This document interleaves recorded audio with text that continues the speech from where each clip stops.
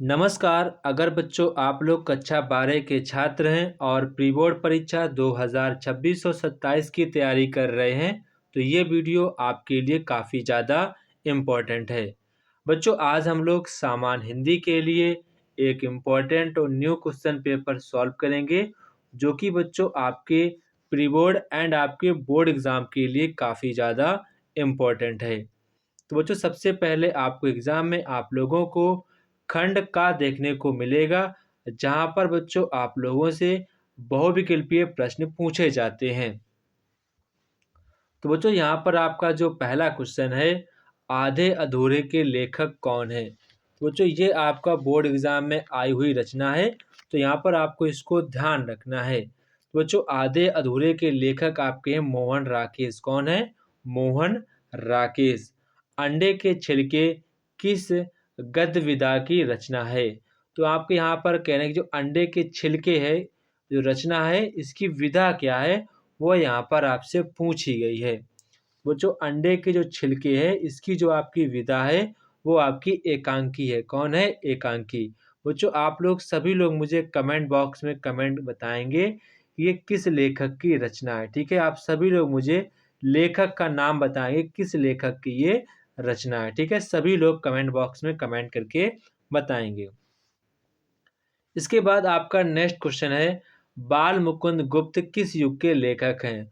जो आपके बाल मुकुंद गुप्त जी हैं, ये किस युग के लेखक हैं? तो ये बच्चों आपके छायावादी युग के लेखक हैं। किसके हैं? छायावादी युग के लेखक हैं। डिप्टी कलेक्टरी के लेखक कौन है? ठीक है, तो इसका जो आपका राइट आंसर होगा डिप्टी कलेक्टरी के लेखक कौन है? तो ये हो जाएंगे अमरकांत। कौन हो जाएंगे? अमरकांत। अमरकांत। ठीक है, इसके बाद आपका क्वेश्चन नंबर नेक्स्ट है, ज्ञानोदय पत्रिका के संपादक कौन है? तो ज्ञानोदय पत्रिका के संपादक कौन है, वो यहाँ पर आपसे पूछा गया है। तो इसका आपका जो राइट आंसर होगा, आप सभी बच्चे मुझे इसका आंसर कमेंट बॉक्स में कमेंट करके बताएंगे। जिसका आंसर सही होगा मैं उस आंसर को बच्चों पिन कर दूंगा। ठीक है, आप सभी लोग आंसर्स को कमेंट बॉक्स में कमेंट करेंगे। ठीक है, इसके बाद आपका क्वेश्चन नंबर नेक्स्ट है, दिए गए विकल्पों में से सही विकल्प का आपको यहाँ पर चयन करना है। तो बच्चों यहाँ पर आपका जो पहला क्वेश्चन है, निम्नलिखित में से एक चंपू काव्य कौन सा है? तो चंपू काव्य यहाँ पर आपसे पूछा गया है, वो यहाँ पर आपका यशोधरा है। कौन है? यशोधरा। रश्मिरथी, रश्मिरथी किस कोटि की रचना है? तो जो आपकी रश्मिरथी है किस कोटि की रचना है, वो यहाँ पर आपको बताना है। तो ये बच्चों आपकी एक प्रकार की महाकाव्य है। क्या है? महाकाव्य है। हरी घास पर क्षणभर के रचनाकार कौन है? तो हरी घास पर क्षणभर के रचनाकार कौन है? तो वो यहाँ पर आपके अज्ञे जी हैं, हीरानंद वात्स्यायन अज्ञे जी हैं। परशुराम की प्रतीक्षा काव्य कृति है। तो परशुराम की जो प्रतीक्षा है, ये किस लेखक की रचना है? यहाँ पर कहने का मतलब ये है, तो ये बच्चों आपकी रामधारी सिंह दिनकर जी की रचना है। ठीक है, इसके बाद यहाँ पर आपसे कह रहे हैं कि रामधारी सिंह दिनकर को ज्ञानपीठ पुरस्कार कब दिया गया था? तो ये बच्चों उनको मिला था 1972 में दिया गया था। ज्ञानपीठ पुरस्कार इनको 1972 में दिया गया था। ठीक है, इसके बाद यहाँ पर आपका नेक्स्ट क्वेश्चन है, बच्चों यहाँ पर आपको गद्यांश दिया जाएगा, उसी गद्यांश से यहाँ पर आप लोगों को संबंधित प्रश्नों के उत्तर देने होते हैं। तो बच्चों यहाँ पर आपको गद्यांश दिया गया है। सबसे पहले आपको इसका संदर्भ पता होना चाहिए, मतलब कि यहाँ पर आपको पाठ का नाम पता होना चाहिए एंड आपको यहाँ पर लेखक का नाम पता होना चाहिए। तो बच्चों आपको जो पाठ का नाम है, उस पाठ का नाम है निंदा रस। क्या है? निंदा रस। निंदा रस। और इसके लेखक का नाम है हरिशंकर परसाई। क्या है? हरिशंकर परसाई। हरिशंकर परसाई इसके लेखक का नाम है। तो आप लिखेंगे, आपको यहाँ पर संदर्भ लिखना, आप लिखेंगे उपरोक्त गद्यांश हमारी पाठ्य पुस्तक हिंदी के निंदा रस नामक पाठ से लिया गया है, जिसके लेखक हरिशंकर परसाई जी हैं। ये यहाँ पर आपको इस संदर्भ को लिख देना है। इसके बाद यहाँ पर आपका नेक्स्ट क्वेश्चन रहेगा, रेखांकित अंश की व्याख्या करना है। तो यहाँ पर आपको रेखांकित अंश की व्याख्या करनी है। तो जहाँ पर आपको लाइनिंग दिख रही हो उसी को आपको अपने शब्दों में यहाँ पर आपको व्याख्या करके लिख देना होता है। इसके बाद यहाँ पर आपसे कह रहे हैं कुछ लोग निंदा को किस प्रकार महत्व देते हैं, इसका आंसर आपको पद्यांश के अकॉर्डिंग देना है। निंदा को अपनी पूंजी समझकर निंदक प्रवृत्ति के लोग क्या करते हैं, वो यहाँ पर आपको आंसर देना है। निंदक दूसरों को निंदा करने में किस प्रकार तल्लीन हो जाते हैं, वो यहाँ पर आपको बातें बतानी है। गद्यांश के अनुसार यहाँ पर आपको पढ़ के आंसर देना है। बच्चों ये जो आंसर्स होते हैं काफ़ी आसान होते हैं, इनको आपको छोड़कर नहीं आना है। बस यहाँ पर आपको ये बात ध्यान रखनी है। जब भी एग्जाम में आपका ऐसा कोई क्वेश्चन आए तो यहाँ पर आपको कभी भी छोड़कर नहीं आना है। बस आपको ये बातें यहाँ पर ध्यान रखनी है, ठीक है।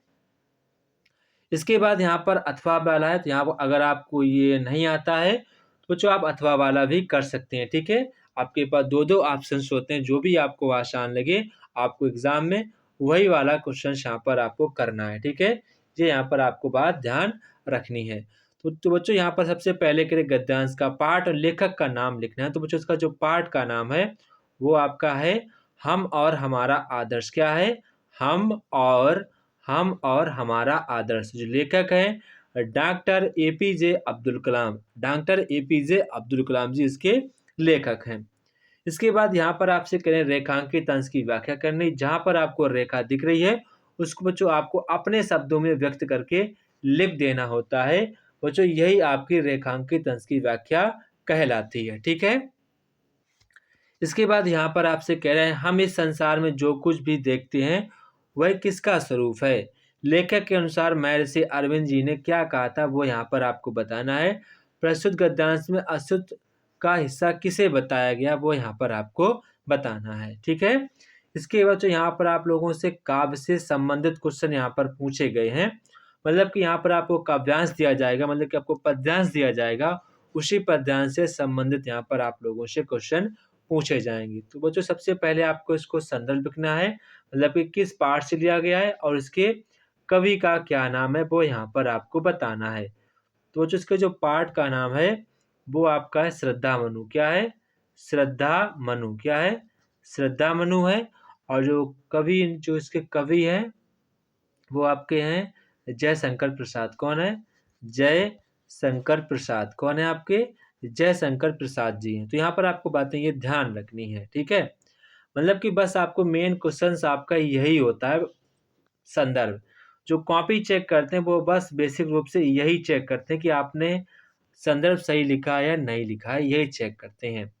इसके बाद आपको जो रेखांकित अंश की व्याख्या है, जहाँ पर आपको रेखा दिख रही है उसको आपको अपने शब्दों में व्यक्त करके लिख देना होता है। यही आपकी रेखांकित अंश की व्याख्या कहलाती है। प्रकृति के यौवन का श्रृंगार करेंगे कभी न बासी फूल, इस पंक्ति में निहित आपको भावार्थ को स्पष्ट करना है। कवि के अनुसार वास्तविक प्राकृतिक छटा कभी भी किस प्रकार के फूलों से नहीं आती है। प्रस्तुत पद्यांश में कवि ने क्या दिया है वो यहाँ पर आपको बताना है। इसके बाद आपका जो अथवा में अगर आपको ये नहीं आता है तो आप अथवा वाला भी कर सकते हैं। सबसे पहला हमारा क्वेश्चन रहेगा कि आपको यहाँ पर काव्य और रचना का नाम, मतलब कि पाठ और कवि का नाम लिखना है। तो पाठ का नाम यहाँ पर आपका क्या है? पाठ का नाम आपका उर्वशी। क्या है? उर्वशी। क्या है? उर्वशी। एंड यहाँ पर कवि का क्या नाम है? रामधारी सिंह दिनकर। क्या नाम है? रामधारी सिंह दिनकर। रामधारी सिंह दिनकर इसके कवि का नाम है। तो यहाँ पर आपको ये लिख देना है उपरोक्त पद्यांश हमारी पाठ्य पुस्तक हिंदी के उर्वशी नामक पाठ से लिया गया है, जिसके रचनाकार रामधारी सिंह दिनकर जी हैं। यहाँ पर ऐसे आपको लिख देना है। रेखांकित अंश की आपको व्याख्या करनी है। जहाँ पर आपको रेखा दिख रही है उसको आपको भावार्थ को समझना है। इसके बाद आपको अपने शब्दों में व्यक्त करके लिख देना होता है। उर्वशी ने मीठी ज्वाला शब्दों का प्रयोग किस संदर्भ में किया है वो यहाँ पर आपको बताना है। उर्वशी के अनुसार वह प्रत्येक मानव मन में किस रूप में निवास करती है वो यहाँ पर आपको बताना है। उर्वशी कमल के नाल के समान तार किसे कर देती है। सबसे ज़्यादा इम्पोर्टेंट बात है कि आपको इस वाले जो आपका पद्यांश है इसका अगर आपको भावार्थ जब तक नहीं पता होगा तब तक बच्चों आप इन क्वेश्चंस के आंसर नहीं दे पाएंगे।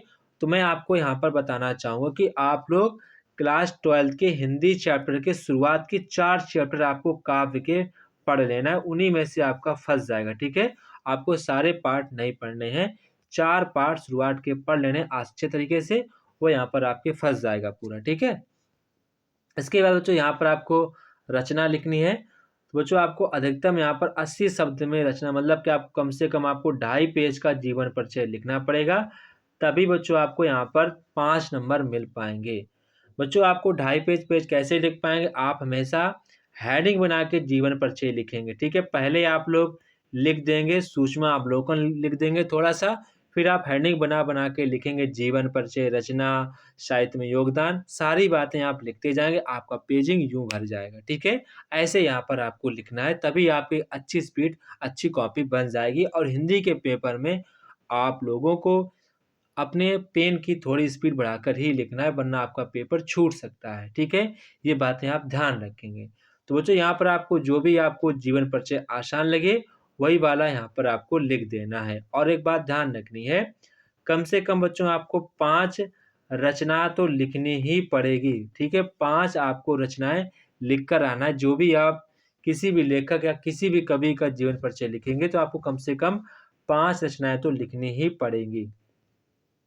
इसके बाद बहादुर अथवा पंचलाइट कहानी के प्रमुख पात्र का आपके पात्र के विषय में बताना है, कि जो बहादुर अथवा पंचलाइट में जो प्रमुख पात्र है, उनकी आपको विशेषताएं वगैरह बतानी है। ठीक है, इसके बाद ध्रुव यात्रा, अथवा में कह रहे हैं कि ध्रुव यात्रा कहानी के उद्देश्य पर आपको प्रकाश डालना है। स्वपतित खंड काव्य के आधार पर नायिका का आपको नायिका के विषय में बताना है। अथवा में कह रहे हैं कि स्वपठित खंड काव्य के आधार पर अंतिम सर्ग की कथा आपको अपने शब्दों में लिखनी है। इसके बाद आपका नेक्स्ट क्वेश्चन यहाँ पर है खंडखा। तो यहाँ पर आपको दिया है गद्यांश, गद्यांश का आपको संदर्भ लिखना है, फिर आपको इसका हिंदी में अनुवाद करना है। तो बच्चों ये आपका किस पाठ से लिया गया, आपका लिया गया है महामना मालवीय। किससे लिया गया है, महामना मालवीय से लिया गया। ठीक है, मालवीय, इससे ये लिया गया है।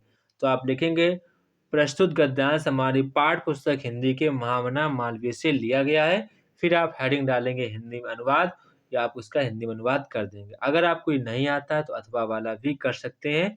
इसका जो पाठ का नाम है, इसका जो आपका पाठ का नाम है वो आपका है संस्कृत भाषा या महत्वम। क्या है, संस्कृत भाषाया, संस्कृत भाषाया महत्वम, ये आपके पाठ का नाम है। ठीक है, तो आप लिख देंगे प्रस्तुत गद्यांश हमारी पाठ्य पुस्तक हिंदी के संस्कृत भाषा या महत्वम से लिया गया है, फिर आप हेडिंग डाल देंगे हिंदी में अनुवाद, फिर आपको इसको हिंदी में अनुवाद कर देना है। इसके बाद बच्चों यहाँ पर आपको पद्यांशों में से किसी एक का आपको संदर्भ सहित आपको हिंदी में अनुवाद करना है। जो भी आपको आसान लगे वो यहाँ पर आपको कर देना है। ठीक है, इसके बाद यहाँ पर आपसे करें निम्नलिखित मुहावरों लोकोक्तियों में से आपको किसी एक का अर्थ में, मतलब एक का अर्थ लिखकर आपको वाक्य प्रयोग करना है। आस्तीन का सांप होना, घोड़े बेचकर सोना, अंग ढीला होना, चंपत होना, वो यहाँ पर आपको कोई एक लिखना है। ठीक है, इसके बाद यहाँ पर आपको गद्यांश अथवा पद्यांश में से किसी एक पर आधारित प्रश्नों के उत्तर देना है। मतलब कि आपको गद्यांश पर आधारित यहाँ पर आपसे क्वेश्चन पूछे जाएंगे, या फिर आप पद्यांश पर देना चाहें तो आप पद्यांश पर भी दे सकते हैं। आपको मैं हमेशा यही कहूँगा कि आप हमेशा गद्यांश वाला ही देने का प्रयास करना, क्योंकि गद्यांश आपके लिए आसान रहेगा, और पद्यांश भाई साहब आपको भावार्थ पता होगा, तभी आप क्वेश्चन के जो आंसर है दे पाएंगे। तो ये बातें आपको ध्यान रखनी है। इसके बाद आपका क्वेश्चन नंबर 11 है। तो जो यहाँ पर आपको क्वेश्चन पूछ रहा है कि निम्नलिखित शब्द युग्म के आपको सही अर्थ का चयन करना है, द्वीप और द्वीप। तो इसका आपका सही आंसर हो जाएगा, आपका हो जाएगा हाथी और टापू। हाथी और टापू इसका आपका सही आंसर हो जाएगा। पाक और पाग, तो पाक का मतलब होता है पका, और पाग का मतलब होता है पगड़ी। तो पका हुआ या फिर पगड़ी, तो यहाँ पर आपका दा वाला करेक्ट आंसर हो जाएगा। निम्नलिखित शब्दों में से किसी एक शब्द के आपको 2 अर्थ लिखने हैं। तो आप लिख, यहाँ पूछा गया, पहले आपसे पूछा गया अनंत। क्या पूछा गया, अनंत। तो बच्चों अनंत का आप लिख देंगे, अनंत, अनंत का लिख देंगे जिसका अंत ना हो। दूसरा आप लिख देंगे भगवान या फिर ईश्वर। ठीक है, अगर पूत की बात करें तो पूत एक आप लिख देंगे पुत्र, एक आप पूत लिख देंगे पवित्र। क्या लिख देंगे, पवित्र। एक पूछा गया आपसे पक्ष, तो पक्ष का आप लिख देंगे, एक लिख देंगे, और क्या लिख देंगे, और या फिर साइड। एक दूसरा लिख देंगे पखवाड़ा, क्या लिख देंगे, पखवाड़ा। तो आपसे यहाँ पर सिर्फ एक पूछा गया, मैंने तीनों आपको बता दिए। जानने की इच्छा रखने वाला जिज्ञासु होता है। जो सामान्य नियम के विरुद्ध हो वो आपका अपवाद कहलाता है। क्या कहलाता है, अपवाद कहलाता है। यहाँ पर आपको वाक्य को शुद्ध करके लिखना है। आपने मुझे आशा देकर निराशा दी, तो आपको इसको शुद्ध करके लिखना है। आपने मुझे आशा देकर बाद में निराशा किया, ये आपका शुद्ध वाक्य हो जाएगा। आज रविवार का दिन है, तो यहाँ पर आपसे केवल एक ही पूछा, सिर्फ कितने पूछेंगे, दो पूछेंगे आपको। आज रविवार का दिन है, ईश्वर सबका भाग विधाता है, वह धर्मांध के लिए दान दे रहा है। तो इसका सही होगा, वह धर्मांध दान दे रहा है, तो इसका सही हो जाएगा। यहाँ पर आपको कोई दो वाक्यों को शुद्ध करके लिखना था, ठीक है। इसके बाद यहाँ पर आपसे कह रहे हैं कि आपको यहाँ पर किन्हीं दो में से आपको स्थायी भाव के साथ एग्जाम्पल सहित आपको परिभाषा देनी है। इसके बाद अनुप्रास भ्रांतिमान अलंकार को लक्षण सहित आपको एग्जाम्पल यहाँ पर देना है। सोरठा व हरिगीत का छंद को आपको लक्षण सहित आपको एग्जाम्पल देना है। इसके बाद यहाँ पर आपको लिखना है पत्र। जिला परिषद के अतिरिक्त मुख्य अधिकारी को हिंदी टकरकर्ता पद हेतु के लिए आवेदन पत्र आपको लिखना है। अथवा में कह रहे हैं कि अपने क्षेत्र में प्रदूषण से उत्पन्न स्थिति का वर्णन करते हुए दैनिक समाचार पत्र के संपादक को आपको एक पत्र लिखना है, ठीक है। इसके बाद यहाँ पर क्वेश्चन नंबर 14 कह रहे हैं निम्नलिखित विषय में से किसी एक विषय के आपको भाषा शैली पर यहाँ पर निबंध लिखना है। तो बच्चों आपका 9 नंबर क्वेश्चन आपको लगभग में 3.5 से 4 पेज आपको निबंध लिखना होगा, तभी यहाँ पर आपको 9 नंबर मिल पाएंगे। आपको 9 नंबर तभी मिल पाएंगे जब बच्चों आप निबंध मतलब कि आप निबंध को हेडिंग बनाकर लिखेंगे, तभी आप 3.5 से 4 पेज भर पाएंगे। आप निबंध हमेशा वही चूज करना है जिस पर बच्चों आप लोग अधिक से अधिक हेडिंग बना सको। आपको एग्जाम में वही वाला निबंध चूज करना है जिस पर आप अधिक से अधिक हेडिंग बना सकते हैं, तो आपका पेज जल्दी भर जाएगा और आपके मार्क्स भी अच्छे आ जाएंगे। तो जय हिंद बच्चों, फिर मिलते अपने नेक्स्ट वीडियो में। तब तक के आपसे बच्चों को जय हिंद। आपको पेपर कैसा लगा आप लोग मुझे कमेंट बॉक्स में कमेंट करके बताएंगे।